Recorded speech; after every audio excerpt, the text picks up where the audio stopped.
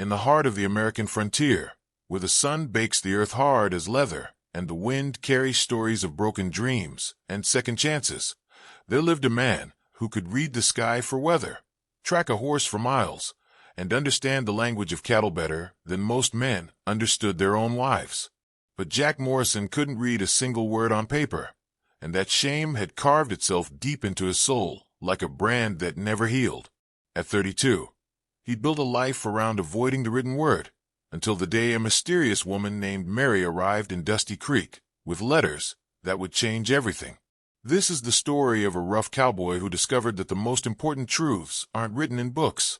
They're written in the tears that fall from a woman's eyes, in the silence between heartbeats, and in the courage it takes to love someone whose pain you can feel, but whose words you cannot decipher. But before we begin, leave a like, subscribe to the channel, and tell us where you're listening from. The sun was setting fire to the western sky when Jack Morrison first saw her step off the afternoon stage in Dusty Creek, Texas. He was leaning against the hitching post outside Murphy's saloon, nursing a whiskey and trying to ignore the sound of laughter spilling from the schoolhouse across the street where the adults were having their weekly reading circle. She was different from the women who usually passed through their dusty cattle town, where most frontier women wore practical calico and kept their hair pinned tight against the harsh elements.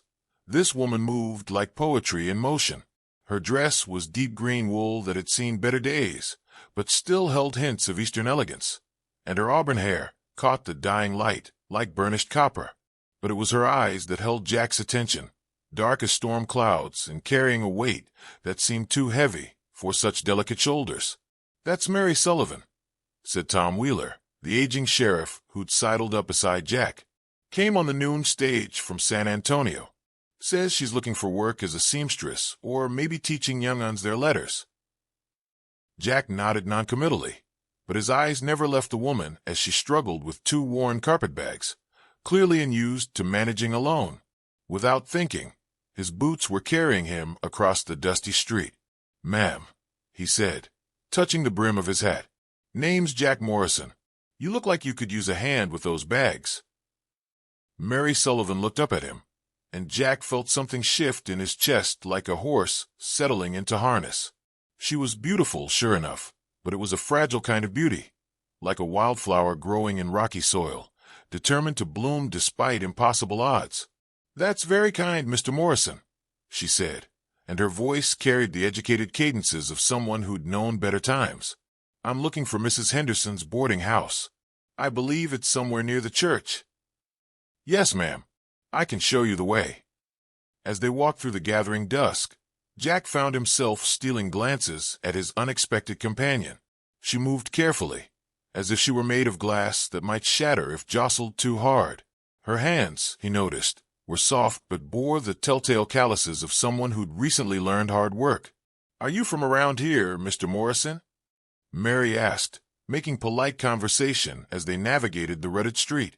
"Born and raised in these parts," Jack replied. "Worked the double our ranch about 5 miles south of town. Been there since I was old enough to sit a horse."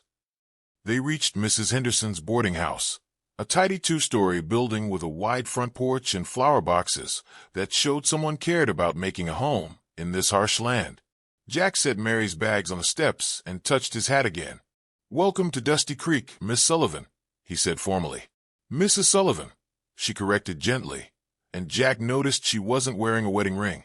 That night, Jack found himself thinking about Mary Sullivan as he lay in his bunk in the ranch bunkhouse.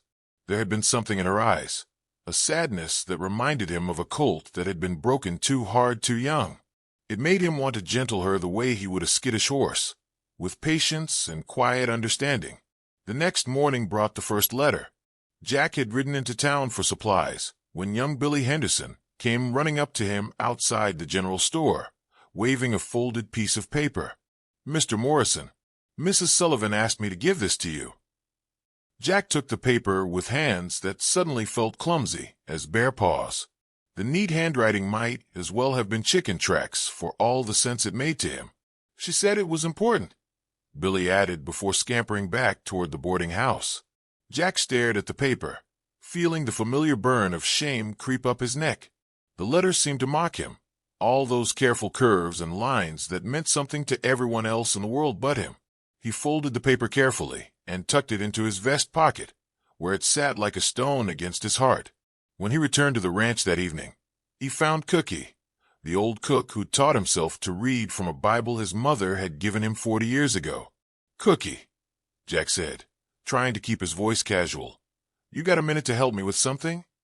Cookie looked up from the beans he was stirring over the fire. He was one of the few people who knew about Jack's shameful secret, and his weathered face showed nothing but kindness. "Course, son. What you need?" Jack pulled out the folded paper with hands that weren't quite steady. "Got a message I need to understand." Cookie wiped his hands on his apron and took the letter, holding it close to the firelight. His lips moved silently as he worked through the words. "Well, I'll be," Cookie said finally. "She's asking you to meet her by the old oak tree near the creek tomorrow evening at sunset. Says she has something important to discuss with you." Jack felt his heart do something strange in his chest. "That's all." "That's all but Jack." Cookie looked at him seriously. "A woman don't usually ask a man to meet her private unless it's something that matters. You be careful, son. And you be respectful." The next evening found Jack waiting by the massive oak that had stood sentinel over Willow Creek for longer than anyone could remember. He'd cleaned up as best he could, even borrowed some hair tonic from one of the other hands, though he couldn't have said why it seemed important. Mary appeared just as the sun was touching the horizon, moving through the tall grass like a spirit. She'd changed from her traveling dress into a simple blue cotton that made her eyes look like twilight sky. "Thank you for coming, Mr. Morrison," she said, but her voice was tight with something that might have been fear. "Call me Jack, ma'am. And I got to admit, I was curious about what you wanted to discuss." Mary clutched a small leather satchel against her chest like a shield. "I need to ask you something, and I need you to be completely honest with me." "I'll do my best." She took a shaking breath. "Can you read, Jack?" The question hit him like a kick from a Mustang. For a moment, he considered lying, making up some excuse about poor light or needing spectacles. But something in Mary's eyes, a vulnerability that matched his own shame, made him tell the truth. "No, ma'am," he said quietly. "Never learned how. Been getting by without it most of my life. But," he looked down at his boots, "sometimes a man feels the lack of it more than others." When he looked up, Mary was crying. Not the dramatic tears of a woman having hysterics, but the quiet, steady tears of someone whose heart was breaking. And that's when Jack Morrison discovered his unexpected gift. Those tears weren't tears of pity or disappointment. They were tears of relief, hope, recognition. In that moment, Jack could read Mary's tears as clearly as if they were words written in the finest hand. "Ma'am," he said gently, "why don't you tell me what's really troubling you?" Mary Sullivan sat down heavily on the fallen log near the creek, her tears falling steadily now like rain after a long drought. Jack remained standing, hat in his hands, every instinct telling him to comfort her, but uncertain how to do it proper-like. "I'm sorry," Mary said, trying to wipe her eyes with her handkerchief. "I don't usually fall apart like this in front of strangers." "We ain't strangers anymore," Jack said simply. "And crying ain't nothing to apologize for. Sometimes tears are the only honest thing left in a person." Mary looked up at him with surprise. "That's a remarkably wise observation, Mr. Morrison." "Jack," he corrected gently, "and I reckon pain teaches a man things that book learning can't." She nodded, and Jack could see her making some internal decision. When she spoke again, her voice was steadier. "I lied about my circumstances," she said. "I'm not really looking for work as a seamstress or teacher. I'm running from something. Someone." Jack felt something cold settle in his stomach. "Someone who means to hurt you." "My husband." The words came out like they tasted bitter. "Former husband. Charles Sullivan of the San Antonio Sullivans. Do you know the name?" Jack shook his head. "Should I?" Charles was a very important man in San Antonio society. Owned several businesses. Had political connections. To the outside world, he was charming, successful, generous. Mary's hands twisted in her skirt. Behind closed doors, he was something else entirely. Jack had seen enough broken horses to recognize the look in Mary's eyes. "He hurt you." "Not in ways that showed," Mary said quietly. "Charles was too careful for that. But he had other ways of making me feel small, worthless. He particularly enjoyed reminding me that despite my education, I was completely dependent on him for everything." "But you got away." Mary's laugh held no humor. "I thought I had.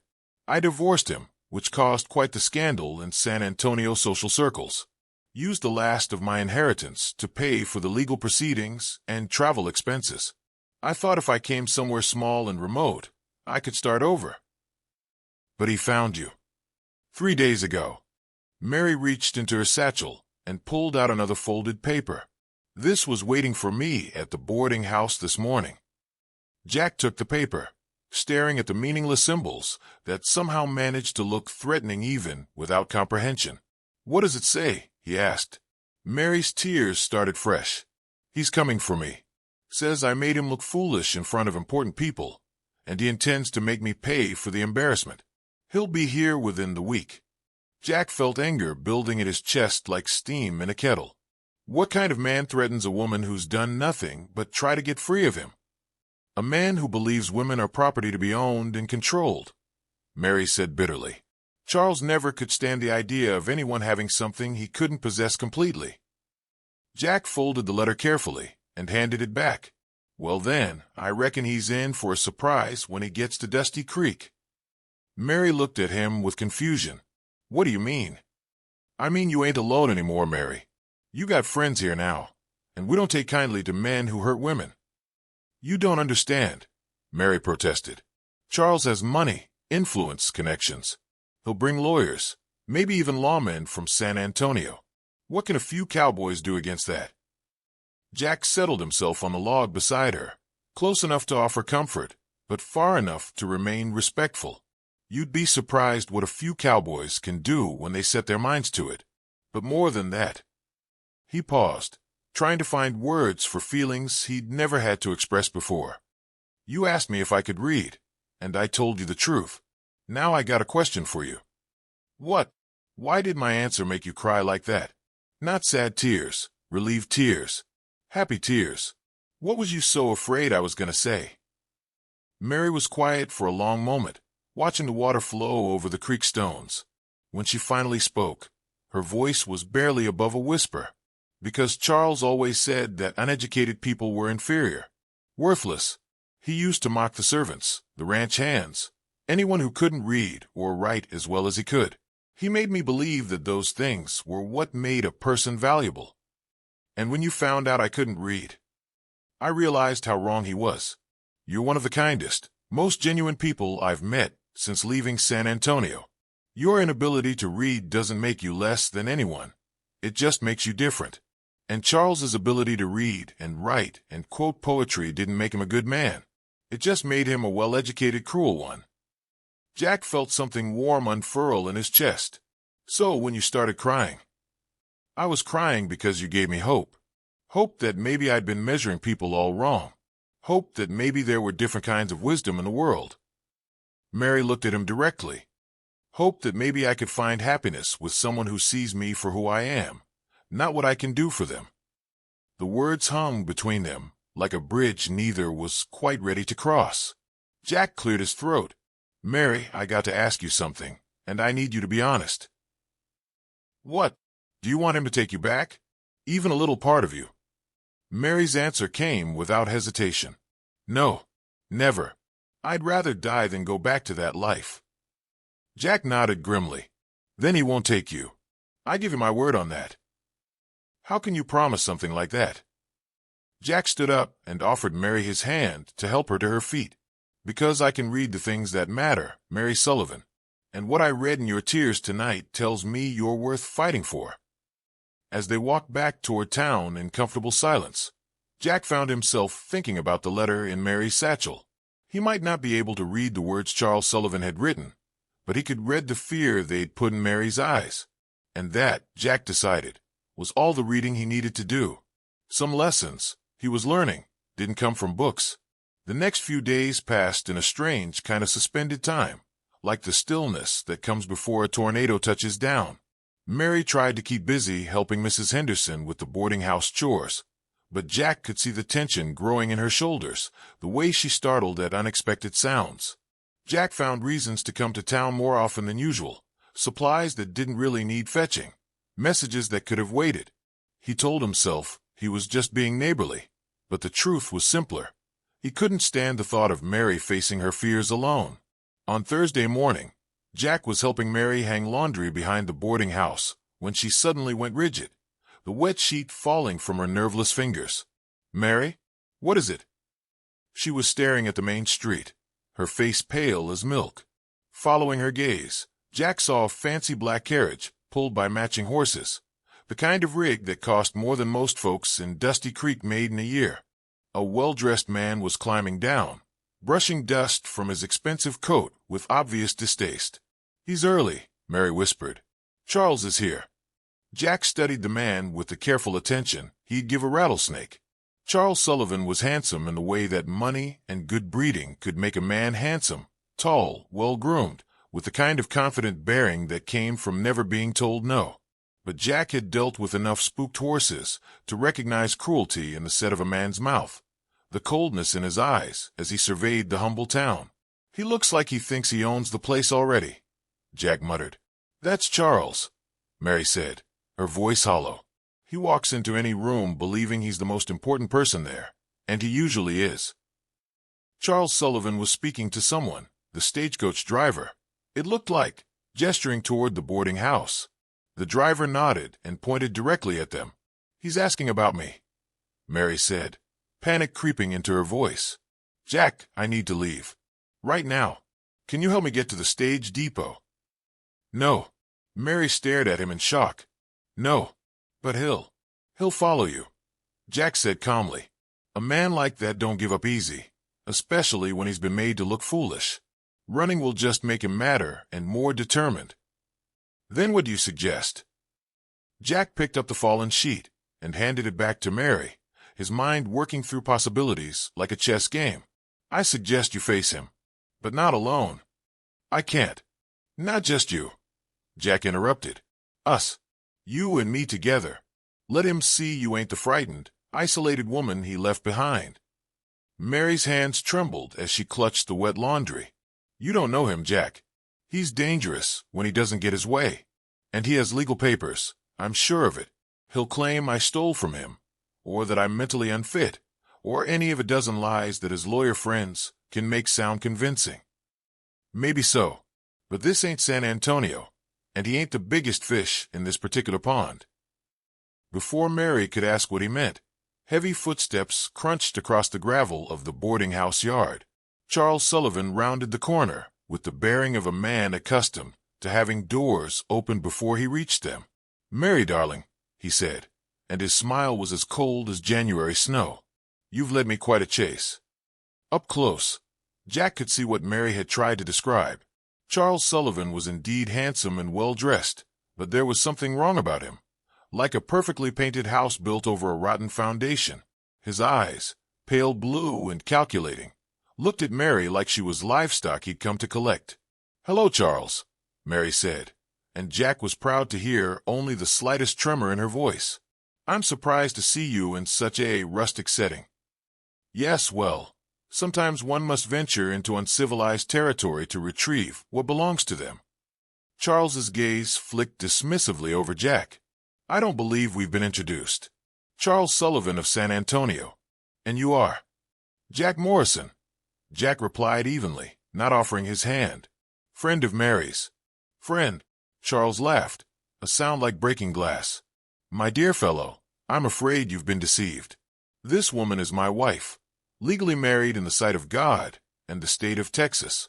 Whatever friendship you believe you've developed is based on lies and deception." "Former wife," Mary said firmly. "The divorce was finalized 2 months ago, Charles. You have no claim on me." "Ah, yes. The unfortunate business with that corrupt judge in San Antonio. I'm afraid there were irregularities in those proceedings, forged documents, bribed officials. Quite the scandal, really. I have new paperwork that invalidates the entire process." Charles reached into his coat and withdrew a folded document. "You're still my wife, Mary, and you're coming home with me." Jack felt his hands curl into fists, but Mary placed a gentle touch on his arm that somehow steadied him. "Even if that were true," Mary said with more courage than Jack had expected, "I'm not going anywhere with you, Charles.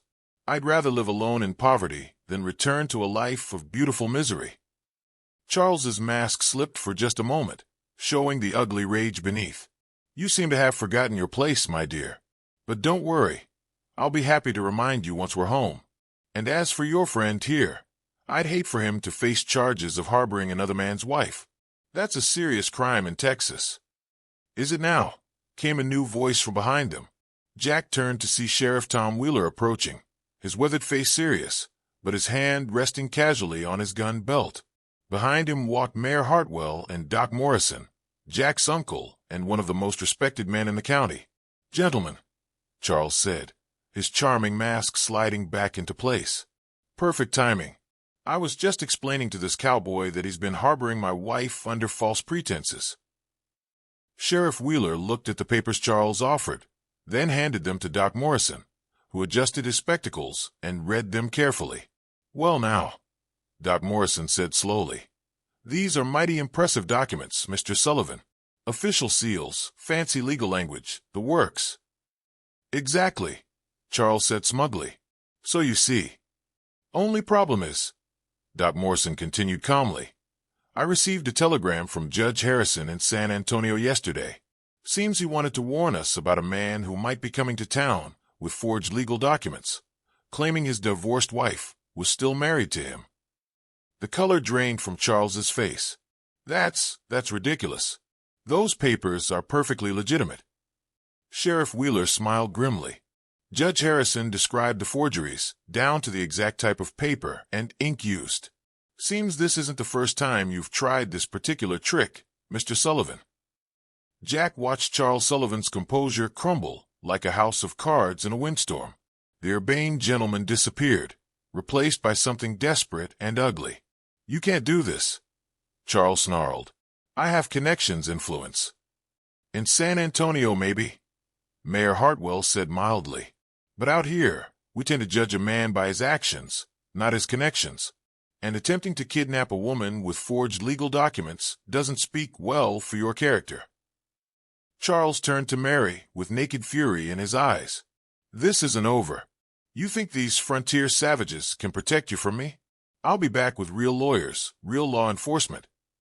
"No," Jack said quietly, stepping forward. "You won't." Something in his tone made Charles step back. "Are you threatening me?" "Just explaining the way things are," Jack replied. "See, Mary's under my protection now, and my family's protection, and this town's protection. You come back here again, with or without lawyers, and you'll find that frontier savages can be mighty creative when it comes to dealing with men who hurt women." Charles looked around at the circle of hostile faces and seemed to finally understand that his money and influence meant nothing here. "Fine," he said, straightening his coat with shaking hands. "Keep her, but don't come crying to me when you discover what a worthless, frigid piece of goods you've taken on. She's damaged, Morrison. Used up. She'll never make you happy." Jack felt Mary flinch beside him, and something cold and deadly settled in his chest. "Mr. Sullivan," he said conversationally, "I'm going to give you exactly 10 minutes to collect your fancy carriage and get out of my sight. After that, I can't guarantee your safety." Charles Sullivan looked into Jack's eyes and saw something there that made him take another step back. Without another word, he turned and stalked away. As the sound of the departing carriage faded, Mary began to shake. Jack put a gentle arm around her shoulders, feeling her lean into his strength. "It's over," he said softly. "He's gone, and he ain't coming back." But even as he said the words, Jack knew that the hardest part was just beginning. Charles Sullivan's poisoned words had found their mark, and now Jack would have to help Mary learn to believe in her own worth again. Some battles, he was learning, weren't fought with fists or guns, but with patience, kindness, and the steady repetition of love. That evening, Mary sat alone on the boarding house porch, staring at nothing as the sun painted the sky in shades of orange and gold. Jack found her there when he came to check on her, her hands folded in her lap and her face expressionless as marble. "Mind if I sit?" he asked gently. Mary nodded without looking at him. Jack settled into the chair beside her, content to wait. He'd learned that sometimes the most important conversations started with silence. After a while, Mary spoke without turning her head. "He was right about one thing." "What's that?" "I am damaged." Her voice was flat, matter-of-fact. 3 years of marriage to Charles left marks that don't show on the outside but run deep as canyon walls. I flinch when men raise their voices. I can't sleep through the night without nightmares. I don't know how to trust my own judgment anymore because he spent so long telling me I was foolish and worthless. Jack felt his heart clench like a fist. "Mary, I'm not telling you this for pity," she continued. "I'm telling you because you deserve to know what you're getting into. Charles was cruel, but he wasn't entirely wrong. I'm not the kind of woman who can make a man happy. I'm too broken for that." Jack was quiet for a long moment, choosing his words as carefully as he'd choose his footing on a treacherous mountain trail. "Mary, you remember the first night we talked by the creek?" "Yes. You asked me if I could read, and when I told you no, you started crying. You remember what I said about those tears?" Mary finally looked at him. "You said they were tears of relief and hope." "That's right. And you want to know how I knew that? Because I learned to read tears the same way other folks learn to read books, out of necessity." Jack leaned forward, his elbows on his knees, his gaze fixed on the horizon. "When I was 7 years old, my pa used to beat my mother. Never left marks that showed, mind you. He was too smart for that. But he had a way of breaking her down with words and silence, and the constant threat of violence. She never said a word about it to anyone, but I learned to read her tears like a map of her pain." Mary turned to face him fully now, her eyes wide. "Every morning, I'd watch her face at breakfast. If there were dried tear tracks on her cheeks, I knew it had been a bad night. If her hand shook when she poured coffee, I knew he'd threatened her again. If she hummed while she worked, I knew she was trying to convince herself things would get better." "What happened to her?" "She died when I was 12. Doctor said it was pneumonia, but I knew different. She died of a broken heart and a spirit that got worn down to nothing." Jack's voice was steady, but Mary could see the old pain in his eyes. "After the funeral, my pa took to drinking even harder.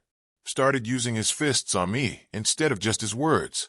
That's when Uncle Doc stepped in and brought me to live with him." "Is that why you never learned to read? Because of what happened?" Jack nodded. "Spent so many years focused on survival, on reading people instead of books, that formal learning never seemed important. By the time I was old enough to want it, I was too ashamed to admit I needed it." They sat in silence as the first stars appeared in the darkening sky. Finally, Mary spoke again. "Why are you telling me this?" "Because I want you to understand something important," Jack said, turning to meet her eyes directly. "You asked me once why your tears made me cry happy tears instead of sad ones. It's because when I saw you crying with relief that I couldn't read, I realized you weren't crying because you thought less of me. You were crying because you finally met someone who wouldn't judge you for being imperfect." "I don't understand." "Mary, you think you're damaged because a cruel man spent 3 years telling you that you were. But damage and healing ain't the same thing. A horse that's been broken hard can learn to trust again with the right gentling. A heart that's been hurt can learn to love again with the right patience." Mary's eyes were starting to fill with tears again, different tears this time. "The way you flinch when men raise their voices," Jack continued. "That ain't damage, that's wisdom. Your body learned to protect itself from danger. The way you can't sleep through nightmares, that's your mind trying to process things too big to handle all at once. The way you question your own judgment, that's because you're smart enough to know that healing takes time." But Charles said, "Charles Sullivan is a bully and a coward who gets his power from making other people feel small," Jack said firmly. "His opinion of you matters about as much as a rattlesnake's opinion of a sunrise." Mary laughed despite her tears, a real laugh, not the bitter sound Charles used to wring from her. "You really think I can heal from all this?" "I think you already are healing," Jack said gently. The woman who stepped off that stagecoach a week ago was running scared and alone. The woman sitting beside me right now faced down her worst fear and came out the other side still standing. That ain't damage talking, Mary. That's strength. Mary wiped her eyes with her handkerchief, and when she looked at Jack again, her expression was different, clearer, more hopeful. Jack, can I ask you something? Anything. Would you like to learn to read? I could teach you, if you wanted. I was a governess before I married Charles, and I've always loved teaching. Jack felt something warm and bright unfurl in his chest. You do that? Even knowing it might take a long time? I'd like nothing better. And Jack, would you teach me something in return? What's that? Teach me how to read tears the way you do. Teach me how to see the truth in people's eyes instead of just hearing the lies in their words. Jack smiled, the first real smile he'd felt in longer than he could remember. I reckon that's a fair trade. Though I got to warn you, it's not something you learn from books. No. It's something you learn from sitting quiet with someone you care about, paying attention to all the little things that matter more than words. It's something you learn by trusting your heart instead of your head sometimes. Mary reached over and took Jack's hand, the first time she'd willingly touched a man since her divorce. Then teach me, she said simply, as they sat together on the porch, hands linked and hearts beginning the slow, careful process of learning to trust again. Jack realized something profound. He might not be able to read the words in Mary's letters, but he could read the story written in her courage, her kindness, her determination to build something beautiful from the broken pieces of her past. And that, he thought, was the most important kind of reading a man could do. 2 months later, Jack Morrison read his first complete sentence from a book. Love is patient, love is kind. Mary had chosen it deliberately from the Bible verse they decided to include in their wedding ceremony. But long before he could read those words on paper, Jack had learned to read them in Mary's eyes every morning when she smiled at him across the breakfast table. He'd read them in her laughter when he made clumsy jokes while practicing his letters.